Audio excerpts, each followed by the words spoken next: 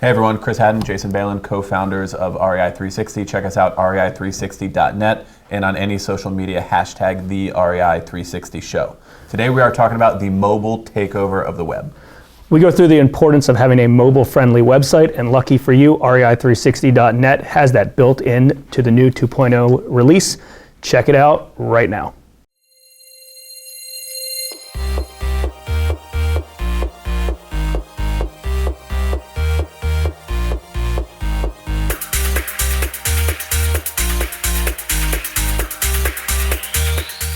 So for the first time ever in 2015, Google showed stats and released them saying that they had more searches via a mobile device than desktop for the first time ever. And that's huge. I mean, that signals a big, big shift in how people are using the internet, exactly what devices they're using. And here's what we think.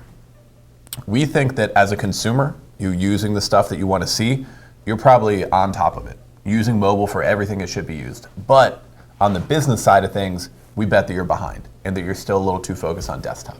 Yeah, I would agree that that's true. And we've also noticed this firsthand inside our business just through something as simple as Google Analytics stats that most small businesses have. Like, that's usually just 101 stuff of throw some Google Analytics on your site so you know exactly where stuff's coming from. Sure. And everything that we've seen is it's been, you know, it's not that it's like a 90-10 curve, but it's over 50% of our viewers are coming from these devices, iPhones, iPads, anything that are mobile devices. And it's a good stat to know, and that kind of leads us into making sure you're prepared as a business owner. And the first thing to start with is making sure your website is responsive. You know, that's the term that you use. So no matter if you're checking your website on a mobile device, an iPad, or a computer, it changes, and the width, the height, everything changes so it's compatible and it looks every nice. Device is a little bit different. Every That's browser, right. Like, it's kind of funky, and that's what the responsive themes to sites do, right? It adjusts to whatever you're playing with. That's right. Yeah. That's right. So, you know, about 6 months or so, we changed ours up, and I've noticed going to a lot of competitors' websites and a lot of other people's websites that, you know, they're getting the clue, because the thing is those old school PC sites, if you're used to it, the old school websites, it's just one site, and you know, you're scrolling, you're getting bigger, you're getting smaller, you're trying to scroll bars. Like, it's an absolute mess. You can't navigate. Yeah, you can't navigate with it. So you need to make sure you have good experiences. Click to call, right? We're gonna get to this in a second, but you know, a lot of people want the ability to, they go to your website, they see it for informational purposes, they click a button because they're on a mobile, and it automatically calls. Yep. Or it automatically opens up in their default email screen to shoot an email thing. Those are all things to keep the experience of the user. You know, it's hard enough to get people to your website, so when they're at your website, you better do whatever the heck you can in order to convert them into getting in contact with you. Yep.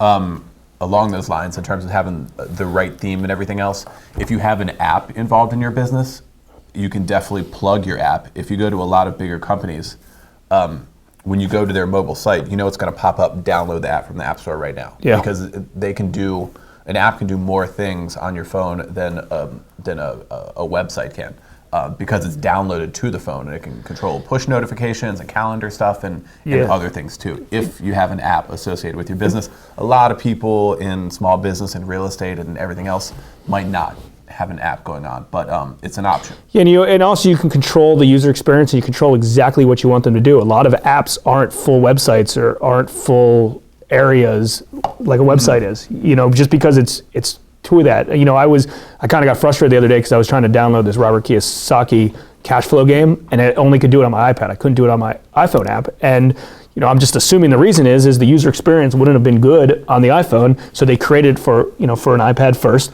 based on the way that it was set up. So, you know, interesting stuff to think about. So where does this all kind of get to? It all kind of gets to and sums up into what is your call to action, and what are you trying to get a user that hits your company, your website, to do?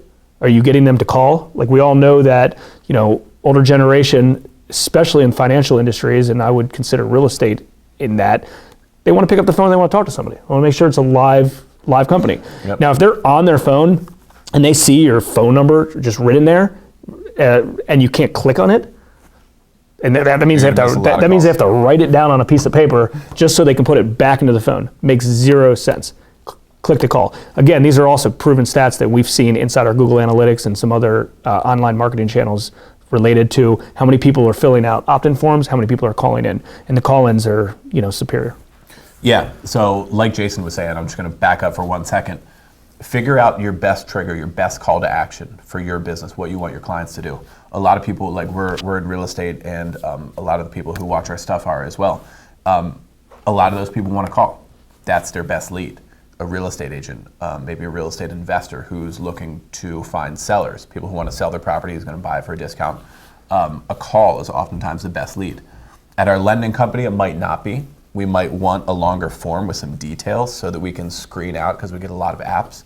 We like calls too, but they tend to eat up a lot of the day, where we could be more efficient in apps. So it's kind of something we have to work through. And we do want both. But yeah, the best way to go about it is just to think about your ideal interaction, your ideal lead, and back that into how you set up the user experience for your web visitors or mobile visitors. Yeah, that's the key word to sum up this entire show. Look into your user experience, kind of re-examine where it's at, figure out the types of things you're doing, offline and outside your business, and then bring them into your business and say, wow, this website could use some work, or, this web form or whatever. But just make sure what you're doing as you're moving forward is mobile friendly, because that's where we're getting at. And, as time goes by, more and more people are going to be using these devices for everything. It's all about this right here. Like I went to get my tire fixed this morning because I had a leak in my tire, and the mechanic was asking me, do you have any idea where the wheel lock little tool thing is? And I immediately pulled out my phone and started searching on it. An Audi A6, blah blah blah. Where's the wheel? I was standing in front. I wasn't even going to look around. I wasn't even going to look for it. I was Googling it on my phone, and we found it. So, point being, this isn't going anywhere. So get your business adjusted to how people are interacting with your stuff online using their phone. Cool. That's about it. Sums it up. Yep. Till next time, guys. Thanks a lot. See you next time.